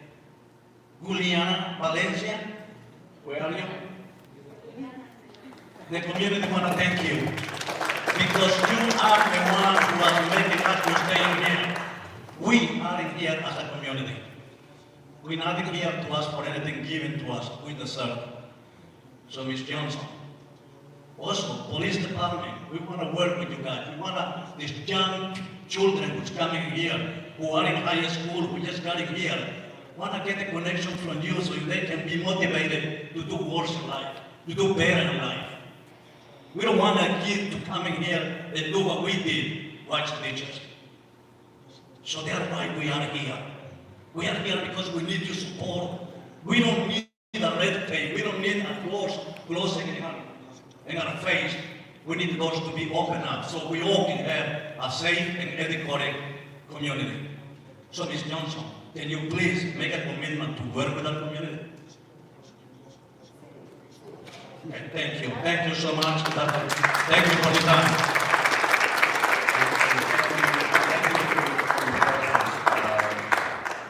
We're very proud of Juliana, and she is the county's first ever immigrant affairs coordinator. And we did that because our county is changing, and we are diverse, and our diversity makes us stronger. And so we're so grateful that you are here, that you are being heard, and that we, my commitment is that our team will stay engaged and connected to ensure that whether it's recreational opportunities or job opportunities with economic workforce development. I'm sure Chief Hyatt, if anyone's actually interested in joining our academy, we're always looking to recruit too as well. So not just to build that relationship and that trust in the community, but also to have that partnership. So I'm grateful for all of your presence tonight and look forward to working with you.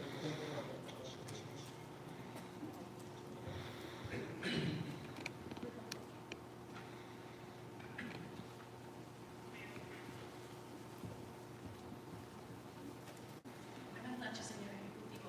Le agradezco mucho que nos abra la puerta a la comunidad latina en el condado. Somos una comunidad muy grande y creciente, y toda la comunidad latina que se encuentra aquí en el condado estamos muy orgullosos de ser parte de este condado. Pero quiero hablar un poquito de nuestra comunidad. Quiero hablarle de la falta de conexión que tenemos con los recursos. I want to talk to you more than anything. I will translate for myself. Thank you. Yeah. And I'm speaking Spanish, just so you guys know. I'm sorry that I cut you off, because I want you to feel how it feels for people to speak Spanish, speak another language, and for other people not to understand. So I'm going to continue speaking Spanish, and then I'm going to speak English. Le quería decir que yo estoy muy agradecida, la comunidad estamos muy agradecida que ustedes han hecho posible que los recursos, los programas sociales que ustedes tienen realmente estén en español, que tengan representantes de la comunidad latina. Estamos muy agradecidos. Pero también le quiero decir que falta esa conexión, señor Ejecutivo. Es decir, existen los programas, se han hecho grandes esfuerzos para que estén en español, tienen representantes en español, pero necesitamos crear comunidad. Y me uno a lo que dijo mi compañero. Necesitamos crear comunidad. Y yo quiero pedir que en el presupuesto del año que entra se haga algún tipo de rubro, de espacio para participación ciudadana, para que la comunidad latina se sienta que tiene raíces en el condado y que somos bienvenidos en el condado. No sé cómo hacerlo, pero que sea esa participación para que el orgullo que tenemos de estar aquí crezca. Thank you very much. So now I'm going to speak in English so you understand what I said. Really quick, I know I have the time. So what I want to tell you is that we're very pleased that there's a lot of public services that are offered in Spanish. I recognize the effort given by the county to have people, Spanish-speaking representatives and the flyers and everything. But I want to talk a little bit about the community and the way the Latino community works. That we still don't feel there's a connection between the public services and the public agencies with the community. I just want to let you, if you see the numbers, I'm wondering how many Spanish-speaking families really apply for the eviction prevention program, for example, or for any other program, and we're eligible for those. So if you check that, the resources are there, the community is there, the community is really proud of being here, we are very proud of being here, but there's a disconnection. And although we feel welcome, we still feel disenfranchised. There's that disconnection. We are, like you said, we're on the sides, we're not listening.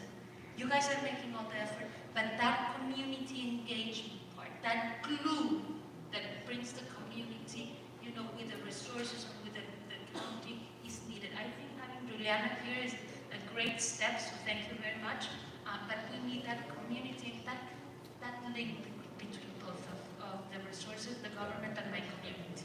And I am from a grassroots organization, and we call ourselves Bridging Maryland, Uniendo a Maryland, and that's what we want to do, help the community. Thank you. So, moi, j'ai étudié français. Je parle français. Je ne parle pas espagnol. But so I understand the importance of being heard and really breaking down barriers. So thank you for your comments tonight. Parce que je comprends français, I got some of what you were saying in Spanish to me, but we welcome the conversation because we know we don't know what we don't know. And so to the extent there are opportunities to build those bridges with the community, not just Juliana, but the entire enterprise, we want to break down barriers with the autistic community. We want to break down barriers with our immigrant community. We want to break down language barriers. So Director Hickey can answer the question, maybe not tonight specifically about applications, but if there are things that we can do, that's what these conversations are about, inviting communities in so that we can be better and be more connected. Just so you know, a little bit more of our community and how strong it is in Baltimore County. One of the things that I didn't know once we started, community leaders that are working with the community, I was surprised because there's a lot of grassroots organizations of 80 families that get together and decide, we need food, we need this, and they start talking, there's no community engagement. We have found pockets of these grassroots organizations in Tanda, in Essex, we have them in Owens Mills and Reisterstown, at this area of Lansman, and they're completely informal, they don't know they have a voice, they don't know that the resources are there. Let's connect them. Let's do some community engagement. Yes, as long as I'm county executive, that's my commitment to make sure that we're working. Thank you very much. I'm very proud of your efforts.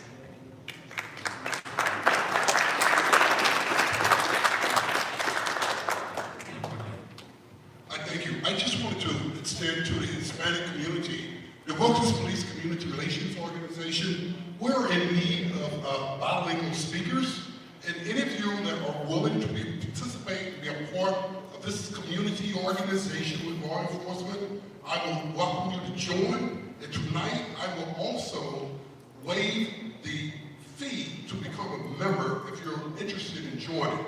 We will be at the Lansdowne High School this weekend passing out this information. If you stop by the booth, we will register you.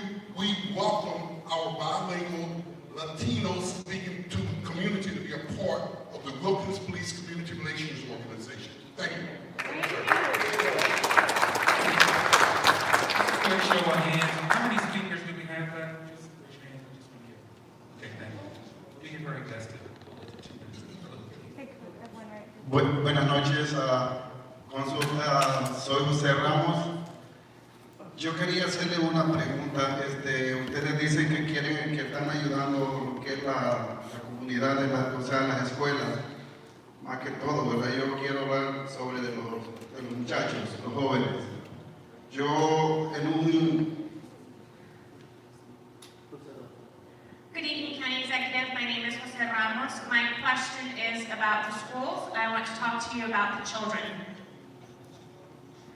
Yo empecé un proyecto de niños de coaching a los muchachos desde los 5 años en adelante, ¿verdad? Yo traigo un grupo de niños digamos, como de unos 33 muchachos jugando lo que es el soccer, pero... I began a coaching program for a group of young students from about age 5 years old. There's about 33 of them. I coach soccer. Luego ellos, por lo que es lo del COVID, ¿verdad? Yo dejé de entrenar a estos muchachos. Después de ese tiempo que yo dejé de entrenarlos, ellos empezaron a, lo que en la escuela de la high school, está la mayoría de ellos, ¿cómo se llama esta? La Goodland High School. After COVID, many of these kids enrolled in high school. They enrolled at Woodlawn. Y pues después de que yo dejé de entrenarlos a ellos, ellos han empezado a andar en la calle. Yo no entiendo cómo ellos van a la escuela y no entiendo si es que en la escuela no hay autoridades para que estos muchachos no salgan a andar en las calles, porque yo los he visto en la calle a ellos. During the pandemic, I wasn't able to coach them, and once they enrolled in high school, I've noticed that the kids aren't attending school, that they're out and about in the middle of the day because I see them while I'm working. I'm wondering, what does the school system do to support these students? What authority is there to prevent students from missing school? Bueno, la cosa mía es saber si nosotros podríamos tener un lugar donde podríamos entrenar a estos muchachos. Yo tuve una plática con el coach de la high school. Él me dio la oportunidad de que le ayudara a lo que es a dirigir los muchachos en el verano, ¿verdad? Cuando andaban jugando ellos. I would like to see if there's an opportunity for us to have an after-school mentoring coaching program at the high schools. One of the coaches at the high school allowed me the opportunity to assist. Pues nosotros lo que venimos pidiendo es si nos podemos tener un lugar donde nosotros podamos recrear a estos niños para que ellos, en vez de que anden en la calle haciendo malas cosas, como lo que es usando drogas o lo que sea, pues nosotros tratar de guiarlos a ellos por el sport, como dicen ellos. We would like to see if there's an opportunity for the county to support an immigrant youth after-school rec program or community program so that we can support these young people, prevent them from going down the wrong path, keep them from doing drugs, help them, motivate them to get involved in sports and some kind of rec league specifically geared toward immigrants. Solamente, muchas gracias. Thank you so much. The short answer is yes, we'd love to explore that on the recreation side. In terms of programming for the school questions, I'm going to have Dr. Lynch connect to just get the information, make sure we answer the question about what the school system might be able to do in terms of following up who should be planning. So, gracias. Good evening. My name is Judith Kleinmeyer, and I reside in Charlestown, Gainesville, Maryland. I support the request of the Office of the Inspector General for a budget increase. Ms. Madigan and her 2 staffers are highly qualified and work hard to identify fraud, waste, and misconduct in our local government, despite a budget much smaller than those in Montgomery County and Baltimore City, for example. As a retired attorney with 37 years experience in representing federal and state agencies, I am no stranger to fraud, waste, and misconduct in government. Sadly, they exist just about everywhere. Increasing the OIG budget should save our county money and assure greater transparency and accountability. Thank you for the opportunity to testify, and I hope you do support the increase that Ms. Madigan has requested. Thank you.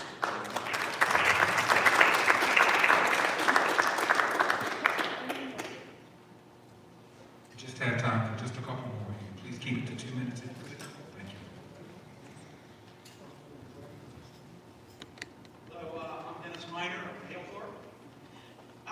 As a volunteer tutor of the Hilltop Civic League, prior to this pandemic, I feel the group of the Hilltop Civic Center would really help us out. First, a Wi-Fi internet. That will help the tutoring students itself, and that will also allow everyone else who goes there to learn more things. Second, central air. And that is something that, just to make it comfortable. for a meeting or anything, just if you want it to be comfortable the whole time, instead of waiting until, oh, okay, now it's getting cool, or now it's getting warm. And third, new tables and chairs. What we have is just old stuff, old, marred, terrible. And like I said, those things that will really help out the tutoring. I can say that for a fact. As far as the outdoor, there are a couple of things also. The pavilion and the picnic area should be expanded. It's just too small for the gatherings that we have. There's just not enough room. And lastly, create a dog park. That would, basically, there's a lot of barking, get the dogs friendly, let the people talk with each other on getting their dogs tamed. Thank you for letting me speak. Thank you so much. We'll look at all of these issues for the center. In the meantime, Director O'Connor. Rob, you don't get to speak very often these things. You do great work for us. So, is there a way to maybe explore some other activity? I will get with Record Parks and that facility. We have Wi-Fi in over 200 county facilities right now. So we'll take a look if this is a county facility and if we can accommodate. Yeah, that might be one we can move on in advance of the budget. That might be easy. Thanks. Thank you. Thanks, Rob. Thank you, gentlemen. And last but certainly not Good evening. My name is Frances Williams. I have lived in Hilltop for over 30 years, and thank you for that last week. And we are in need of everything this young man has said. Our building is really, really outdated. We have no decent chairs, no tables.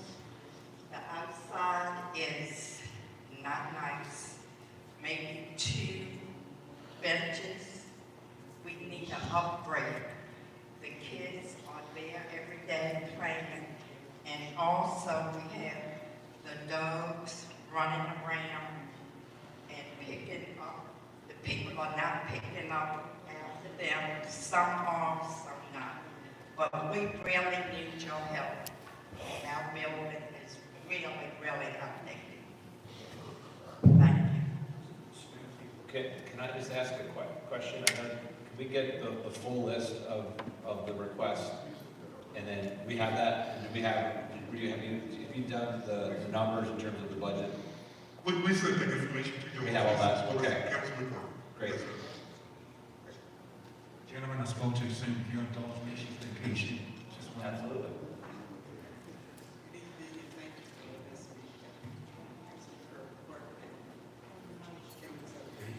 Okay. My name is Arlene Hawkins. I've been a resident of the Hilltop community for the past 60 years. And many of my family have been there for the last 100 years. The Hilltop Civic was an organization set up by 3 black men and 1 black woman in the community in 1956.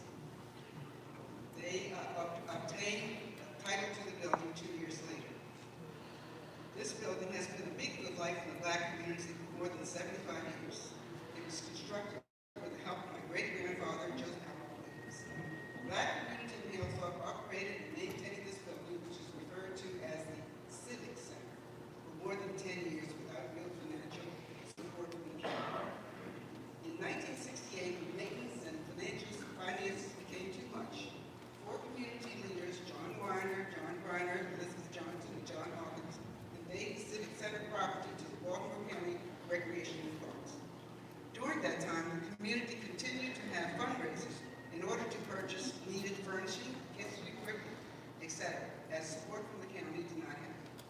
At the same time, Arbutus Record Parks rented the building to various outside organizations for recreational affairs, but little, if any, of that revenue was passed on to the Hilltop Civic. We resorted to writing grants, donating our own time donating our own in-kind labor in order to have funds to landscape the grounds, make improvements to the interior, and purchase sports equipment.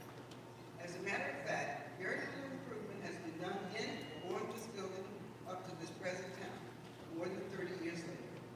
We are requesting that the county preserve the historic nature of this building. We want enough funding to build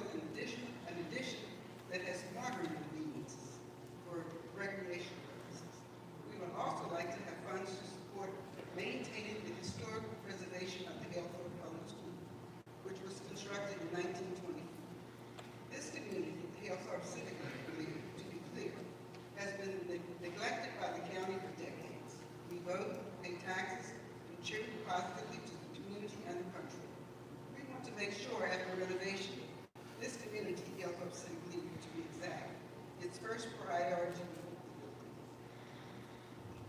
Thank you very much for your time.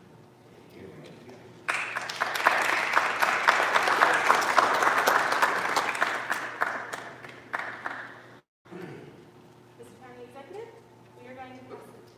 Oh, I think. Do we have one more speaker? Oh, I apologize. Sorry. Is that? One more. Thank you so much. Thank you, Mr. Executive and Councilperson Porter, for coming out this evening. It's very kind of you to spend your time. I'm here tonight as a parent. I had 3 children that went through our public school system. I'm a long-term member of the business community with a long history of giving back. I'm a member of Neighbor Space, our local Baltimore County advocacy group for open space. I'm also a candidate for Baltimore County Council, and I'm here tonight to advocate for funding for education, for open spaces, and the Inspector General. We face a critical teacher shortage that threatens our schools, and I'm asking you to please fully fund our schools to retain, attract, and train new teachers and implement the community schools in our communities that have high densities of poverty. I'm asking that we make a sustained effort to increase open space funding by requiring developers to provide public spaces and not private amenities as open space, collecting enough fees to both purchase and improve land and help fund complete street approaches to help people access open space, setting fees for residential and commercial development to offset their impacts, updating the open space manual to explain and support our current laws, budgeting for and creating equitable plans for green networks. Most of all, we must stop exempting impact fees and other waivers for powerful developers. As the activist who uncovered a local developer making illegal campaign donations in the district, I'm requesting that we increase funding again for the Inspector General, just like the young woman had said before, because they demonstrated that their budget yields a return on investment by uncovering wasteful spending and unethical practices that verge on criminal wrongdoing.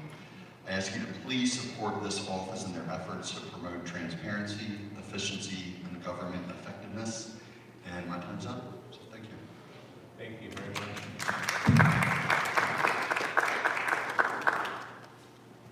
I'm sorry, did you need to speak? Juliana, we have one more here. We'll get you started, don't worry. Yep. I got you.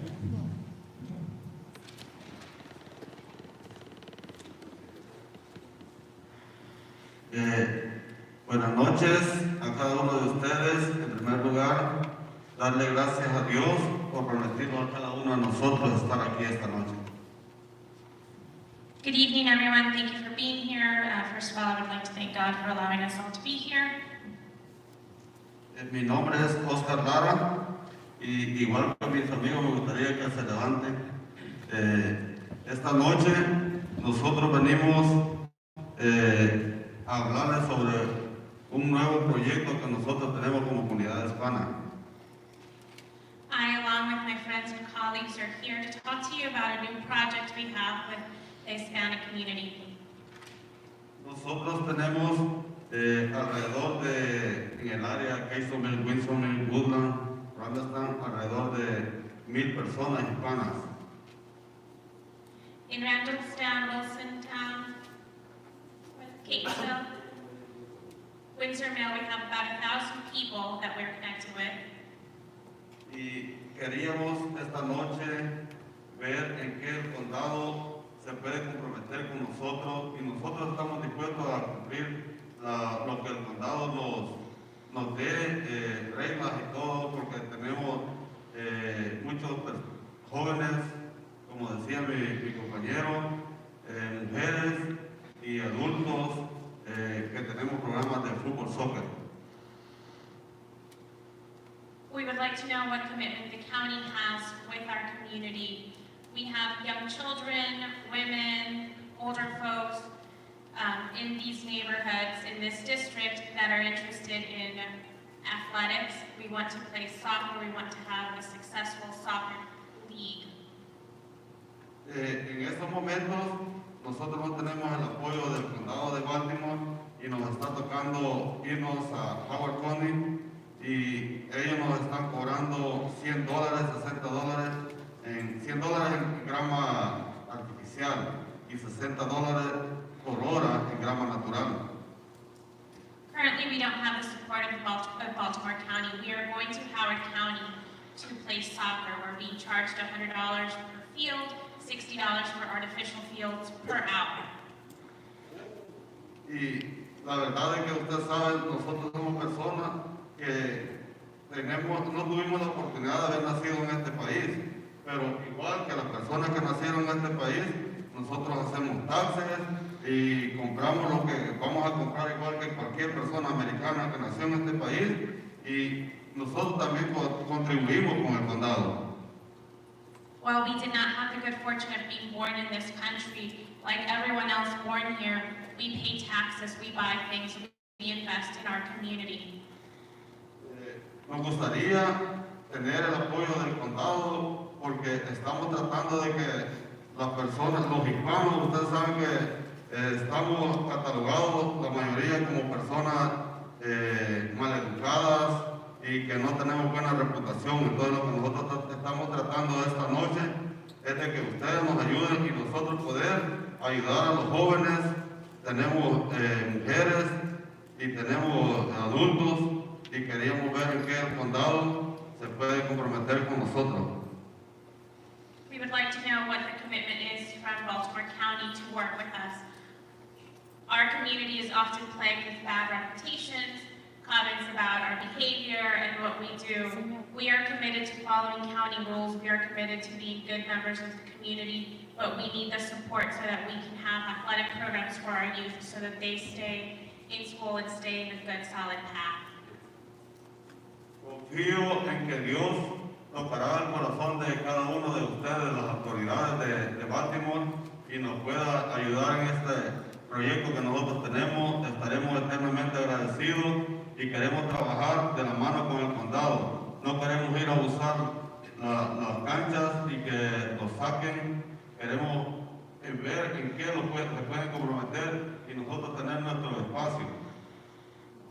We are committed to working in Baltimore County. We don't want to give Howard County money. We want to work with Baltimore County and commit to following the rules and working with the county so that we can elevate our community along with the county. Gracias por todo y Dios me los bendiga en todo lo que ustedes están haciendo por la comunidad. Thank you very much. God bless you and everything that you do. I want to just reaffirm our commitment to working with you. Director Johnson and her team has a new hashtag, all parks for all people, and in Baltimore County, all means all of our communities, our historical African American communities, our Hispanic communities, are those who have physical disabilities. We want to make sure that everyone can access all of the amenities of Baltimore County. That's my pledge, that's my commitment. So we will absolutely make sure that Rec and Parks is plugged in with Juliana, and we'll make sure we facilitate a conversation to ensure that we are being responsive to the request. So thank you very much for the great initiative. And apologies for standing up my knees acting up. Well, Mr. County Executive and Councilman, we come to the conclusion. We had one more, Mandy. This is going to be our last one right here. Oh, I'm sorry. There we go. Kurt Scott. My name is James Tony. I'm here to support the Hilltop Civic League, full support. We need a playground that is in that area. My father-in-law, Mr. Fred Carter, donated that land for the Civic League playground part. We would really like full funding. I think the other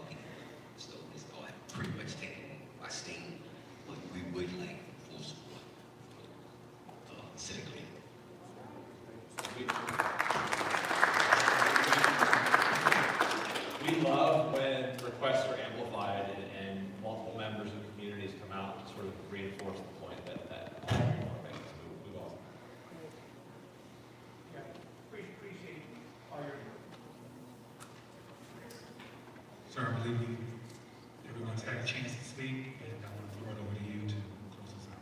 Yeah, I'll pass it to Councilman Quirk first, and I will, start some technical difficulties here. Oh, the battery's dead. That's it, here we go. See, it was a long night, and battery died. Well, you know, I know County Executive didn't close it after I'm done, and I just wanted to once again thank all of you for coming out tonight. You have many other priorities, many other time constraints, and so your time is valuable, and I appreciate everybody's input and feedback. I also saw Doug and Pat Young in the crowd, and so thank you for coming out, Doug and Young. And Delegate Young is also running for county council. A great guy, very positive force. Get to know Delegate Pat Young.